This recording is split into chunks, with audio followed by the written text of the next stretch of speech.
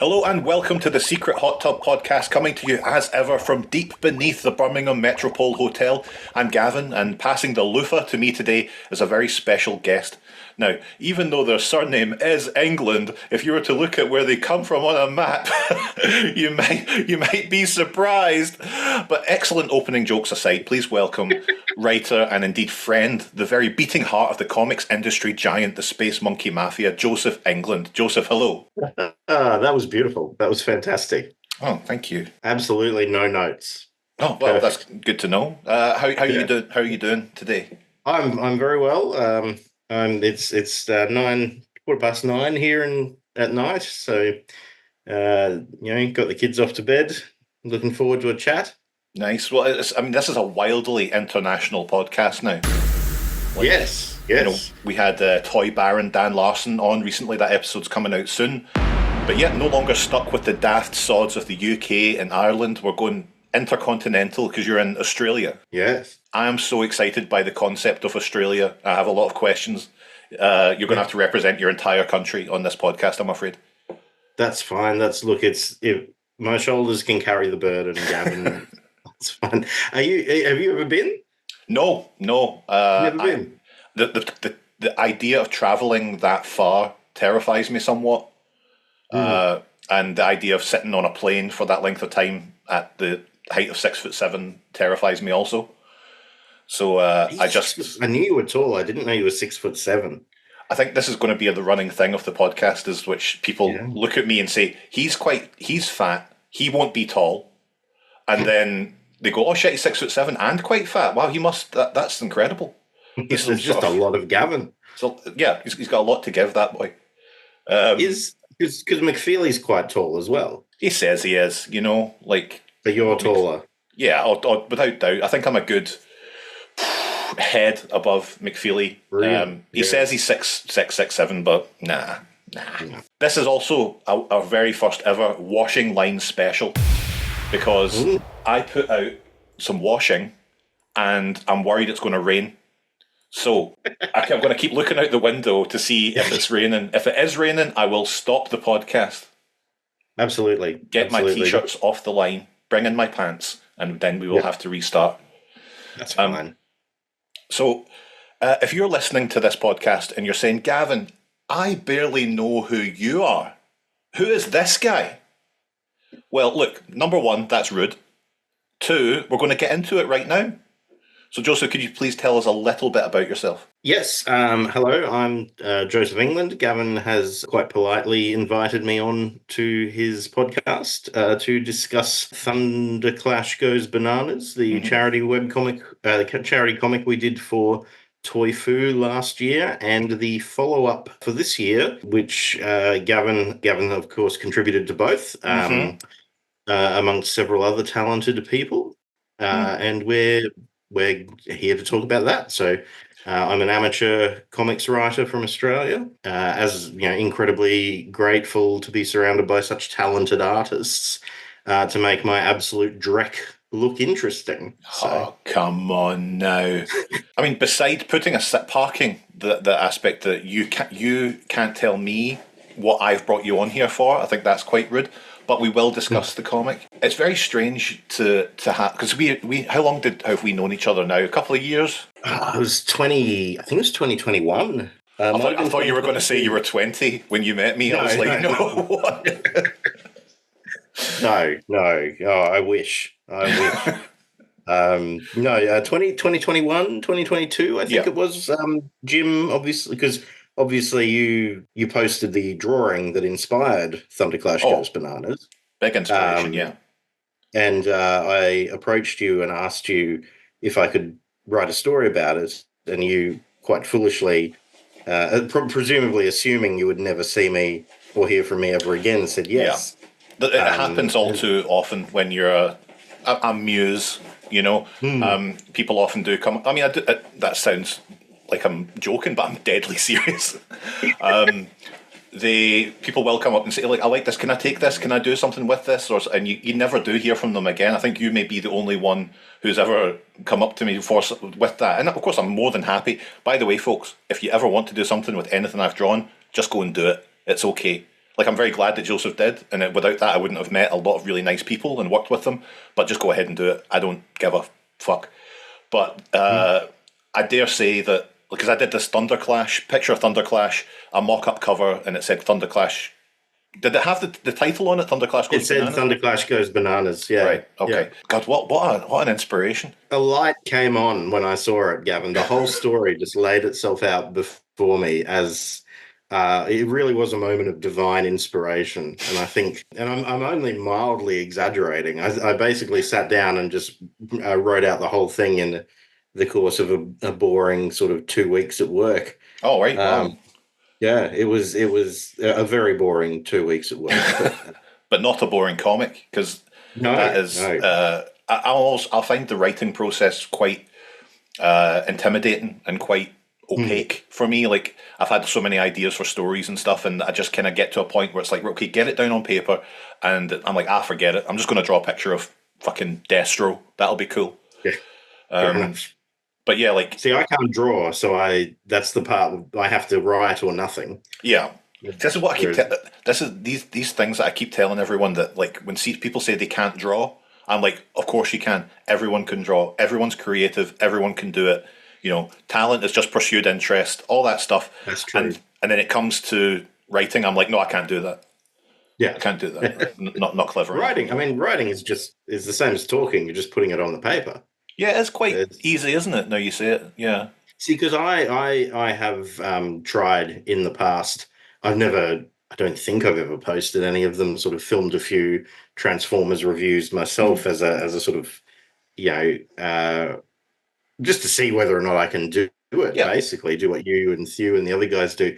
And the part where I have to sit down and go, oh, I really like this toy. How do I tell people about it? Actually, surprisingly difficult. I think you could do what Thew does, at least. You know? Just gush into it with the greatest of respect. Gush into a camera. Yeah, don't worry about the respect thing. But yeah, it was kind of strange to have that piece of artwork, and it struck a chord. And I'm not even a massive Thunderclash guy. I think, I like him fine. IDW helped a lot with that because they gave him a character, because he was just a cool guy before. Yeah. But the comic came out so well. Like, Thunderclash Goes Bananas, folks. You can still get it now on the Ko-fi. And, beautiful cover by David Cousins, packed with so much love and craft and care from everyone involved. And, I was just very proud to be a part of it, especially when it comes to something that, one, involves monkeys. And then all the profits went to Toy Fu, who support Mary's Meals, so it did really good for charity as well. And we managed to raise quite a substantial chunk of change. So, great. Just over £2,000 we cleared. That's wild. Yeah. And to think that Jim Stafford didn't even lift a finger. I know. It's the man, he gets away with so much. I know. He was supposed to be here. I get it. It's not for everyone, the limelight. You know? Yeah. It's that's why we take that strain for the team. Yeah, look, as I said, I've carried a lot of burdens. This is just another. So this year's new project. The team is back, bigger than before. Mm-hmm. So this is our time to shill. So tell us a little bit about the comic that we're going to have this year. Yeah, so this year is we were sort of toying with what to do because it's the 40th anniversary of Transformers as a franchise. What? And yeah, you may not have heard. The first I'm hearing of it. They've kept it very quiet, that one. But we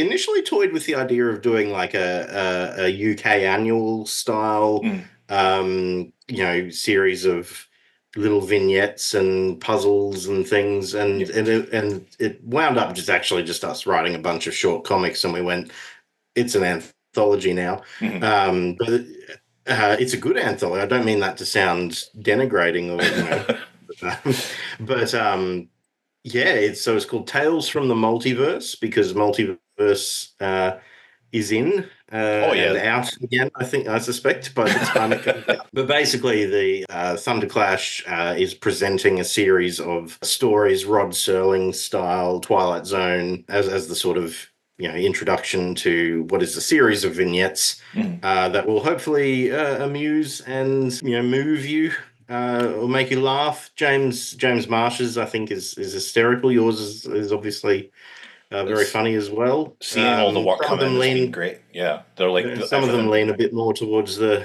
sort of emotional storytelling, and some of them are going for comedy. But I think we got a good mix. I think we've come out about 60 pages. We had 64 for Thunderclash. I think we're at 60 for this one. It's absolutely packed to the brim with so myself, Jim Stafford and Newt Phoenix, Gavin Spence, obviously returning from the last comic.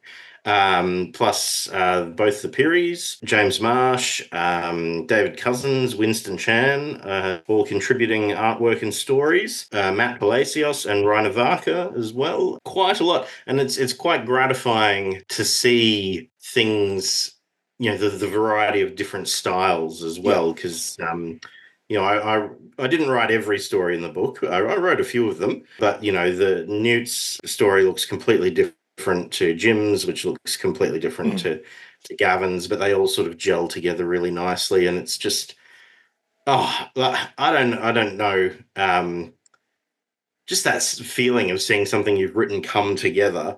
Like you hand them a page of words and they give you back this page of like just immaculate. It's always better than you pictured it in your head. And it's I think every also moment. You're probably not used to it yet. Like you're not used to being, as you say, we're all amateurs here, enthusiastic amateurs. But we are all we're doing this out of love. And when it's still at a stage where this kind of thing happens every so often. It's not part of your day-to-day life. So when you get things like that, you write something and you get that artwork back, or someone helps you out on colours and you see what someone else has done. There's a collaborative process there. Like it's so enriching, and it's so like I didn't do that. I did everything myself, obviously. We can't all be Renaissance men, but exactly. You can't. Not everyone can do. Not everyone can be mediocre throughout all of the disciplines involved in comics. But it's been such and even the community of people that we have in the Discord where we talk about it has been great. Like, as much as I've become kind of disillusioned with social media and all these other things, it's good to have this space where you have, nice, like-minded folk who are into the same stuff that you can drop in stuff about. You can talk rubbish. You can talk shop. It's been a good experience. Like, I'm very, very happy with it. So I'm very grateful to you for kickstarting this whole thing when it comes to that. Well, thank Jim, really, because he's the one, he put up a Twitter post just saying, hey, I want to try drawing sequential art interior pages. Does anyone out there have a short script that they would like me to draw? I'll have a read, and if I like it, I'll do it. And so I handed him 64 pages of bananas.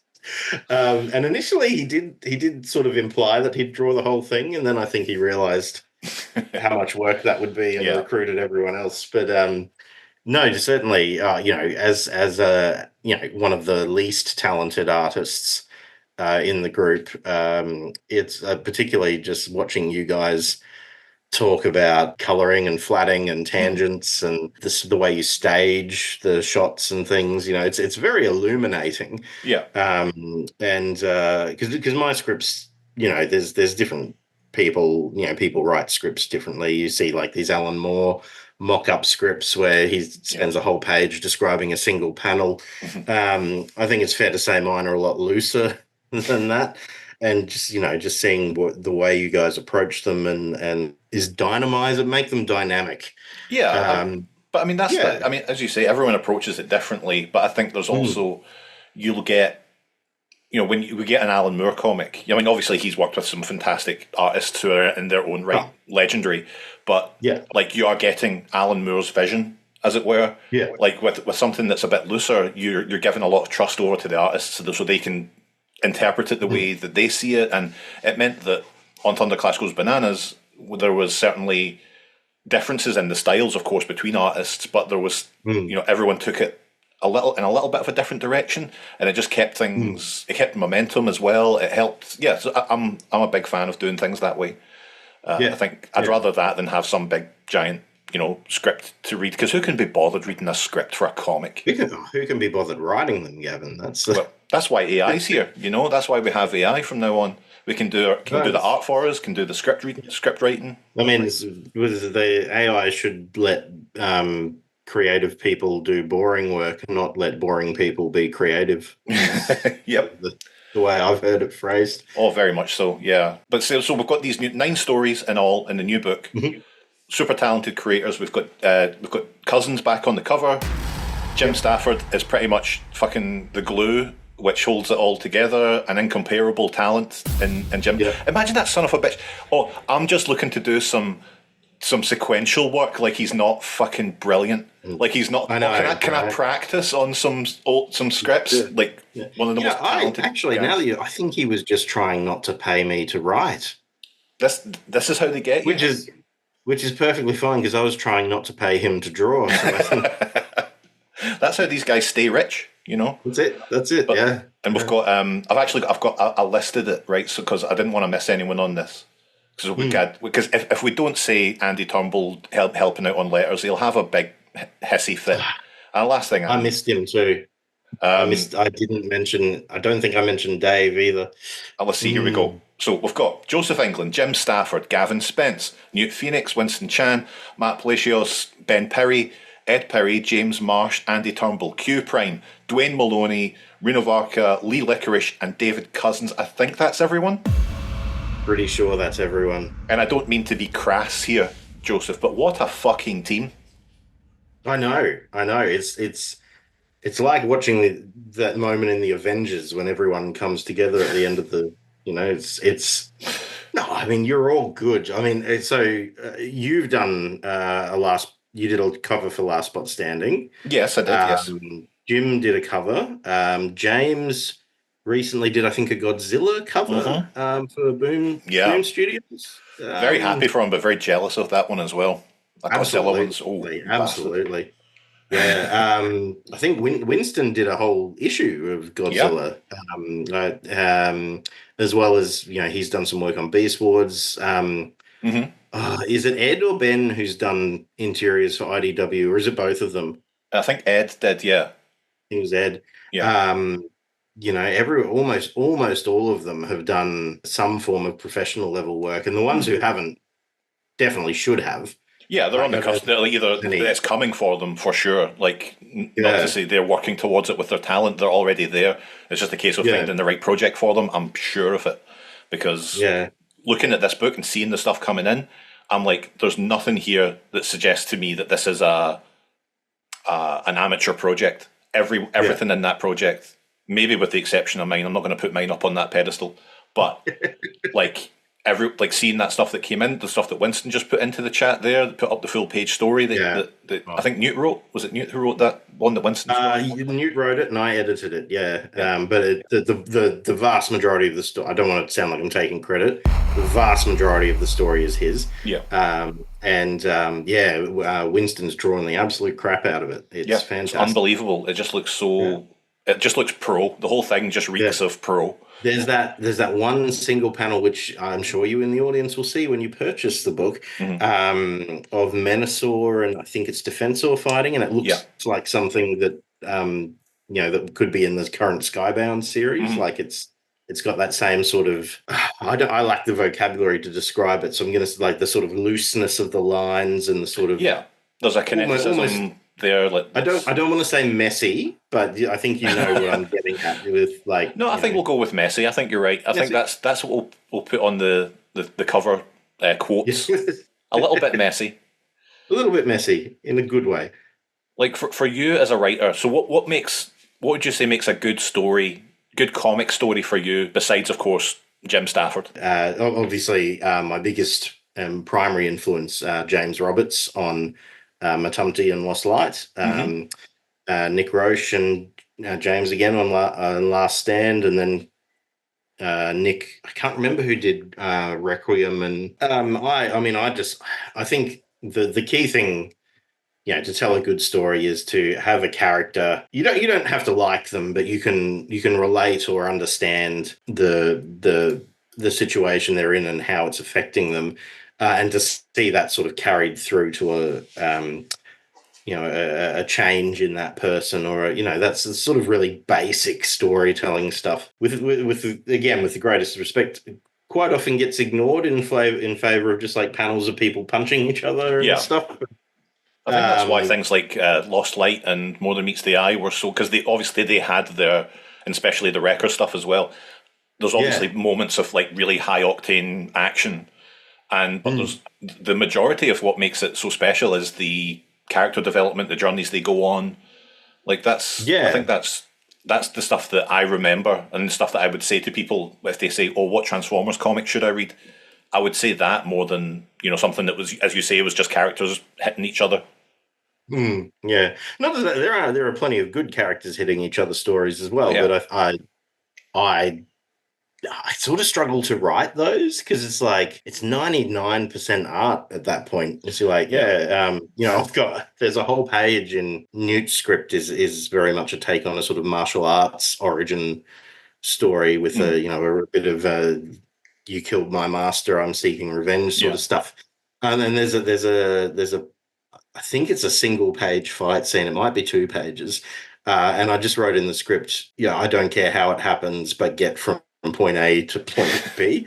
I don't think there's anything wrong with that, though. Like, I think that's... No, and I'm very, because they haven't turned those pages in yet. I'm very much looking forward to what they do. But I could never sit down and say, Optimus Prime punches and this happens and that happens. And I that's why, like, in movies and stuff, like, people have, fight choreographers, fight directors. They have, because the director can say, okay, the fight's going to happen in this block. That's not necessarily, that's what I'm of course, invested in it, but I know that there's someone else that can make that come to life.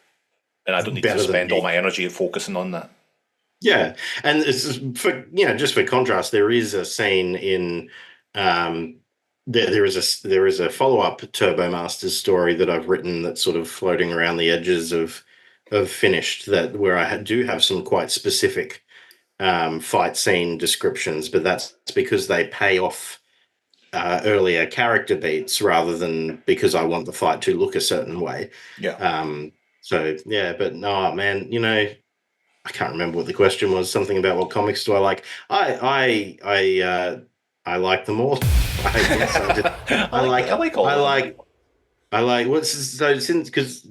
I did my medical exams. I finished my final exams about 2 years ago. So spent about 2.5 years with my head in very thick textbooks that were very text heavy. And I find that now I just need pictures and as few words as possible. And that's education has ruined me.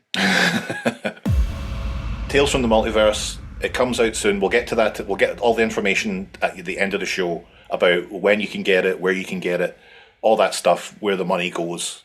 I don't think Jim pockets the lot of it. I think some of it does go to the charity. So, personal time to delve deep and dirty into your personal life. No stone unturned. I did this with Dan Larson in the episode there. I want to know a few specific things. Do you have a favourite band? Look, this is a question I can never answer. There are a lot of. I always cut the shit. Go back to, okay. I always go back to Queen. I always end up, in that sort of classic rock situation. I always go back to Queen. There's loads of bands that I absolutely love. But if I had to pick an all-time favorite, Freddie Mercury and Queen, absolutely. Fantastic. Yeah. One of my favorites too. I adore Queen, and I even like the new era of Queen, even though it's not as good. I'll still take it. I'll take some Queen over no Queen. Well, that's true. Yeah. But if I was to make you a sandwich, Joseph England, no limits, what would be in it? Gav, so I cut the shit. So you get some nice sourdough. Okay, you want to start with a nice sort of the thick sourdough. Get yourself a really good tomato chutney. Oh. And then you're gonna just pop just a couple, not enough to give it to upset you, but just enough to give it some kick. A couple of jalapenos. some roast chicken, some lettuce, some red onion, and some cheese, and you got yourself a fantastic sandwich. That does sound fantastic. Yeah, I'm a big fan of just ham, cheese, and Branston as well. That's a timer. My mother is from the UK, Okay. so we've always had a pot of Branston in the fridge. I didn't realize that no one here really ate it until I was about 16, 17. What's the Vegemite situation in where you come from? Oh, it's my daughters. We go through about a jar of Vegemite a week. For context, for all of you Americans sitting there scratching your heads in a vain attempt to understand, but Vegemite is a dark brown Australian food spread made from leftover brewer's yeast extract with various vegetable and spice additives, and that's from Wikipedia. Okay, it's a high volume consumption item in our house. Yeah, I like. I mean, I know it's not the same as Marmite. It's not the same stuff. But like my wife hates Marmite so much, and I love it. Like it's my. We always go. Will I get the Vegemite to see how different it is? Yeah, it's definitely. We're raised on it. It's definitely an acquired taste. I like mine spread quite thick, but the vast majority of people, even within Australia, would say, "Oh, well, slow down." Like, they even know you're taking the piss now. Yeah. Well, let us know if you're listening how thick you like your Vegemite spread over toast. You're mocking me, but this is a topic, a frequent topic of discussion in lunchrooms around the country. All right, there's like a Facebook meme and everything. With it goes from like a grayscale thing to like pure black all the way down to just like the lightest shade possible, and it's like, what's the right amount of Vegemite? Well, I couldn't even get. Like I think I probably. I don't know. You know what I'll do? I'll try it for the next time. The next time we have you on the podcast, I'll have tried Vegemite. The next time. Final personal question: do you have a huge secret? A huge secret? Yeah, just a huge secret. Just that I can just unveil for the world on your podcast. I mean, it can be a yes or no. Oh, yes, I probably do. Oh, interesting. Okay. I'm a man of mystery, Gavin. Well, look, I'm not above, as I said, the energy and excitement that comes from talking about Australia. So would you mind if I asked you a few questions about your homeland? Because I'm quite fascinated by it. Go for it. Okay. It's a section I'm calling Down Under Wonder.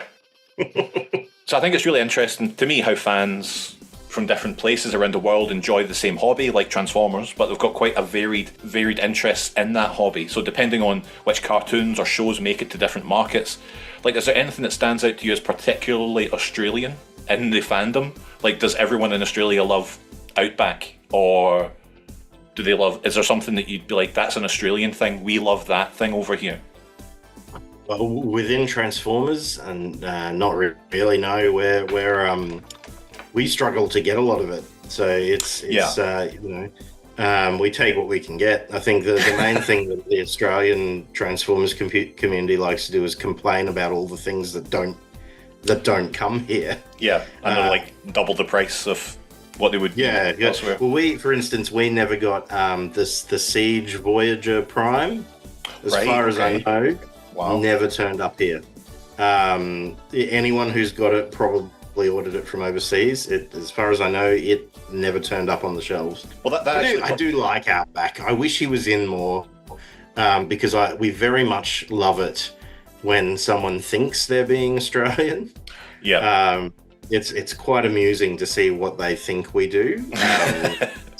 Well, when I wrote that down, I was like, does everyone like, and I was trying to think, I was like, Outback, and then I thought about Outback in the show and thought, he sounds more South African. Yeah, I started doubting it, and I was like, I need to check up where he's supposed to be from, because I was like, I don't think he is meant to be Australian. And I was like, oh no, he is. Okay, that's weird. Yeah.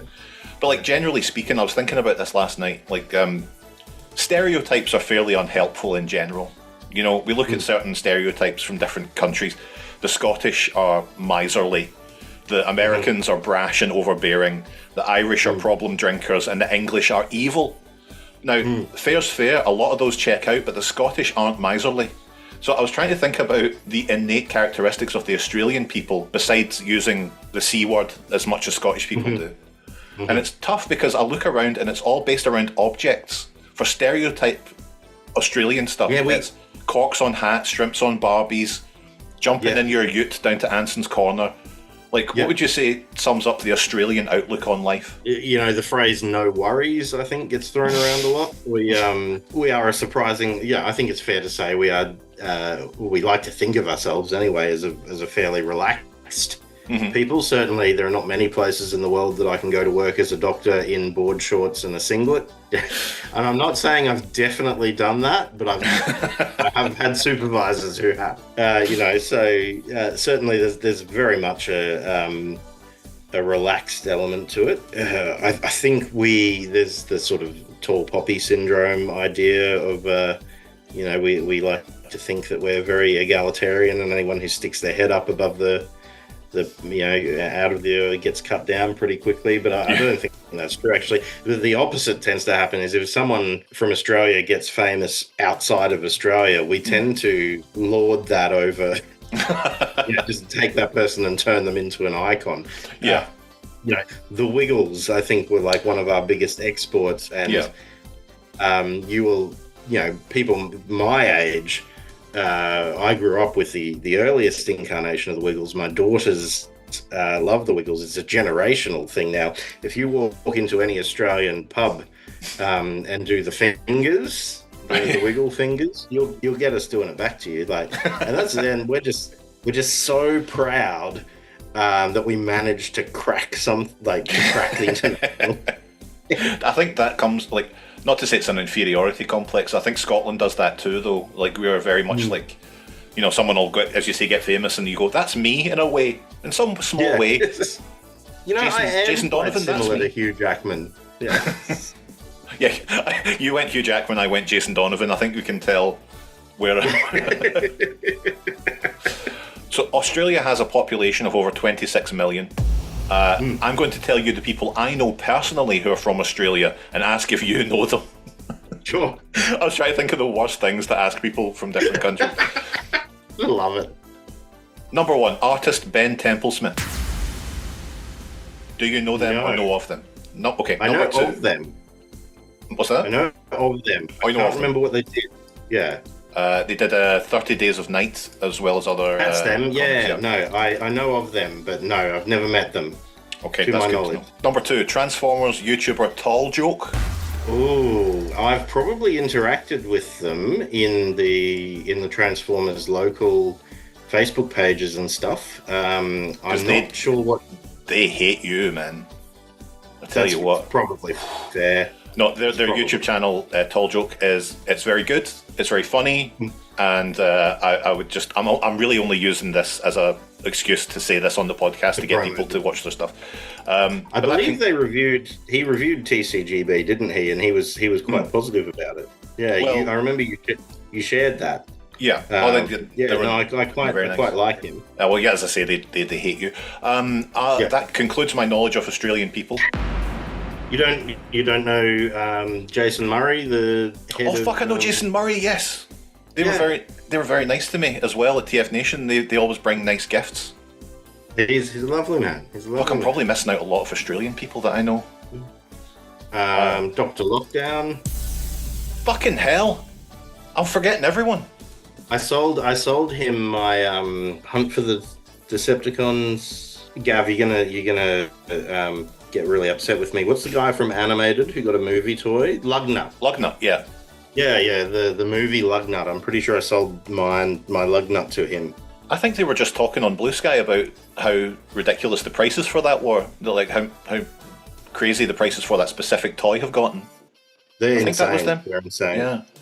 I got really lucky with mine because I got it in a lot from like a guy who was moving to university or something and was like, "Hey, I know weirdos like to buy these toys. Here's a box of them."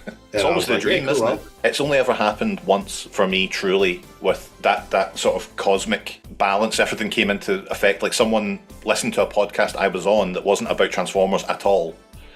And they messaged me and said, "How do you like Transformers? I just found a lot of them in my mum's attic. Would you like them?" And I was like, yeah, whatever, cool. Like I'm expecting the worst shit, and there was like mint G1 Jetfire. There was like all this just incredible like set of this collection. I gave 90% of it to Toy-Fu, but like yeah, it's only ever happened once. I think these things only happen really once in a lifetime. Yeah, I wasted mine on a lug nut. There you go. Yep, this is it. You could have retired on that. You know, I saw on Reddit once, and I hope to God that it's true. You know, people could be making it up, but a guy found a complete Deathsaurus at a Goodwill, and he was like, "I got this for $5. Is it anything special?" And I was like, "Yeah." No, mate, you're better just giving it to me. Yeah, maybe just pack that up and send it to me, please. Just pack it up. I'll send you the postage for it, maybe. Yeah. Yeah, that's wild, isn't it? Things like that. There's certain people I think have a magnetism for that kind of stuff. Like I've got friends, like my friend Andy K. He's like always talking about like he goes to a car boot sale and will walk away with, you know, incredible stuff. And you're like, how? When I go, it's like Optimus old Paw Prime's Patrol left stuff. arm. Yeah. Yeah. Okay. Well, final Australian question. Remember when Drew fell off that horse and died? Is this Neighbours? It is Neighbours, yeah. Poor Libby. Yeah. She was heartbroken. Neighbours, of course, being a Australian soap opera, which made it very big in the UK. For some reason, made it very big in the UK. With Jason Donovan and Kylie Minogue. Forget about it. Anyway, this ends this episode's Down Under Wonder. We're no longer going to talk about Australia. Forget it. No, when you said about being a doctor, I didn't want to bring it up because I didn't know how personal that was in your real life. Have you ever flown across the bush with a little medical bag filled with a beating heart over? Not with the only part of that story I haven't done is the beating heart. Okay, well that's good to know. That's when you say I'm a doctor in Australia, I imagine flying in a very small plane over the bush holding a medical, like one of those ice bags. Yeah, with an organ inside. No, we do. I have done the bit where I fly over the bush in a very plane, in a questionably safe aeroplane. That's so cool, though. You know.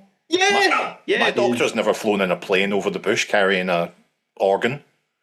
No. My mother's doctor was Hugh Laurie's dad. I don't know if that's. Apparently, his father was a doctor, and she was one of his patients. So, that's a good claim to fame. I like that. Yeah. My hospital covers all the way from the pointy bit of Queensland down to about realistically the top 2/3 of the state. So we quite often get people flown in, or we have to fly out there. I didn't do that much of it. Most of my flights were not the emergency kind. I was just being flown to little places I was a pediatrician in training for a little while, and we would go out to the bush communities to see the kids there and fly back in and things. That's cool. It was pretty cool. It's good to know that at least one of my stereotype, almost bigoted ideas about Australia one of them turned out to be true. Almost completely true, yeah. Almost completely true. That'd be a good name for my biography when it finally comes out. Almost complete. Mine's going to be notable but not award-winning. Okay, so this comic we're doing.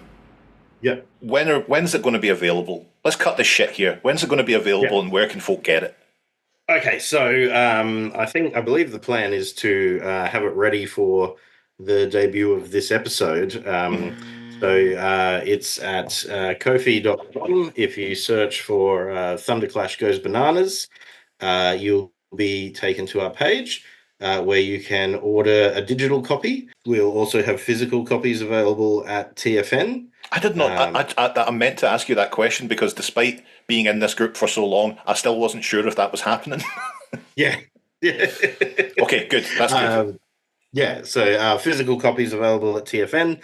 We're not doing the worldwide mail out this year just because of I think it nearly killed poor Jimothy. And we need them. But we certainly will have a significant number of copies at TFN for those who want a physical copy. And you can buy it digitally at the Ko-fi, and there'll be a bundle for this one and Thunderclash Goes Bananas at a reduced price if you want to grab both of them. And of course, all profits go to Toy Foo to aid Mary's Meals, and that's really it. Yeah, so go to Ko-fi.com and search for Thunderclash Goes Bananas. You'll find it. If you're not going to be at TF Nation and you want a physical copy, message me directly on Blue Sky, and I will personally reply telling you to go fuck yourself. So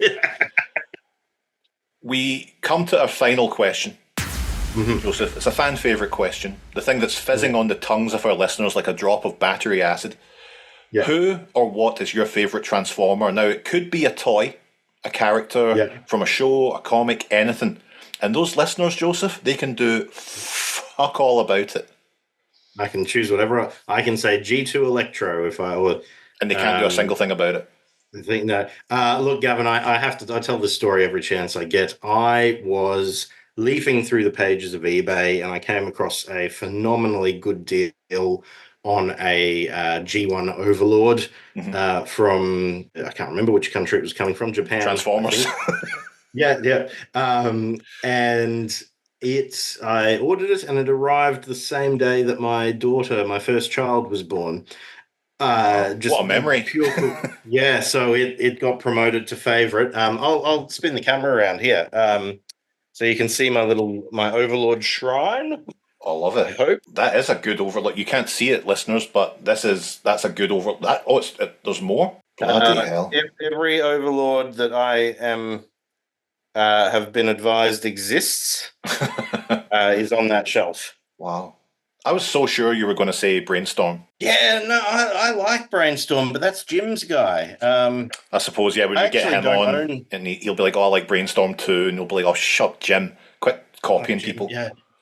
No, I like Brainstorm, but first of all, MMC has never given us an IDW accurate Brainstorm. And I just can't take him off Jim. That's nice. Oh, it's nice. Also, he didn't arrive the day my child, came into the world. So there's a significant hurdle for anyone to jump. Yeah. That's nice. Overlord's a very good. Once they made him sexy, that was it. It was done. It was all over then, wasn't it? I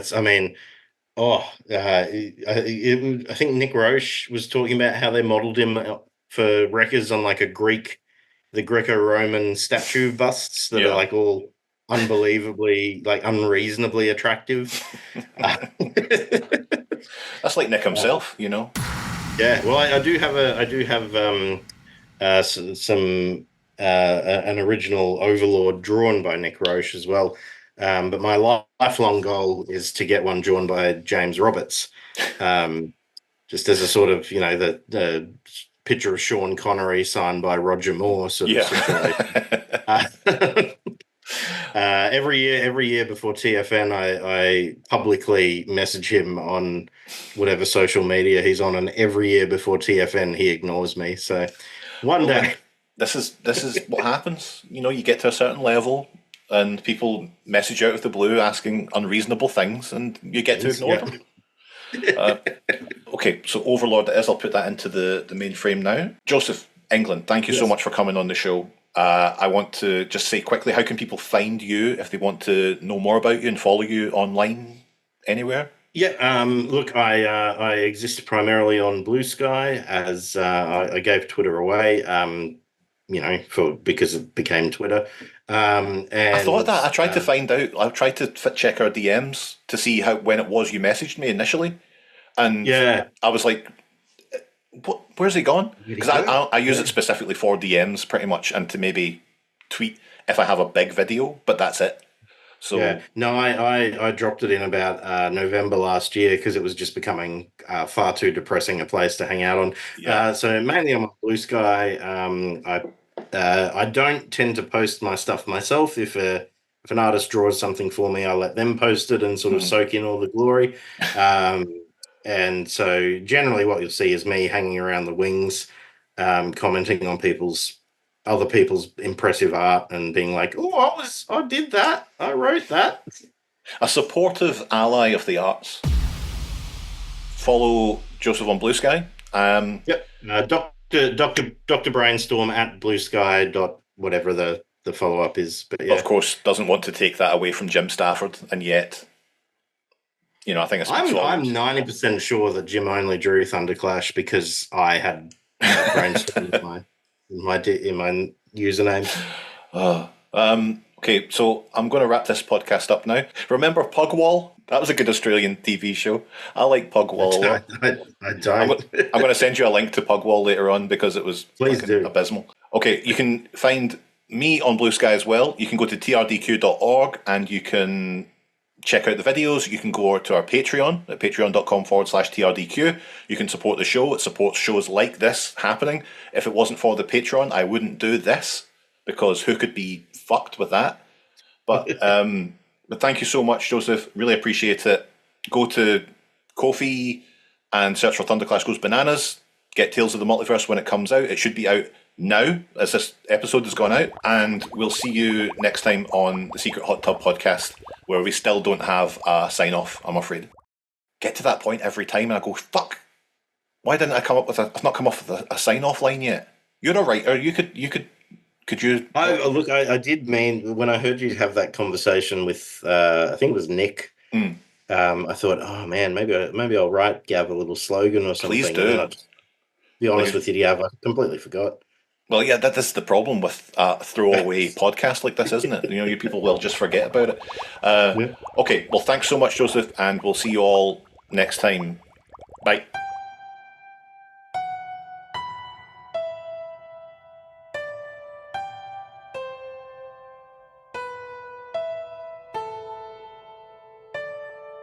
When I was young, I should have told this story on the podcast. What am I doing, you amateur? Well, you technically, we're still recording. We could scrub this in. No, that's fine. My uncle gave me a box of, because my youngest uncle is only about 10 years older than me. My dad had this massive family, so he gave me all my Transformers. I had all the G1 stuff, and because I was born in '88, so it was all over by the time. So I got all the '84, '85, '86 stuff from my uncle. But he also dropped me this huge box of comics that he had as a kid. And it was just full of old Karl Barks and Don Rosa, Scrooge McDuck stuff. Just fantastic. There's still something about Disney comics in general, especially from that period. They're just so well crafted, especially the Don Rosa stuff's unreal. The Life and Times of Scrooge McDuck is a prized possession of mine. I love it so much. Yeah, I have a digital copy of that. I would kill to own a physical copy and read it to the girls one day or something. Don't kill someone, Joseph. Jeez, you're a doctor. You swore an oath. That's true. That's true. That's the only thing holding me back. Otherwise, I would kill. For my damned oath.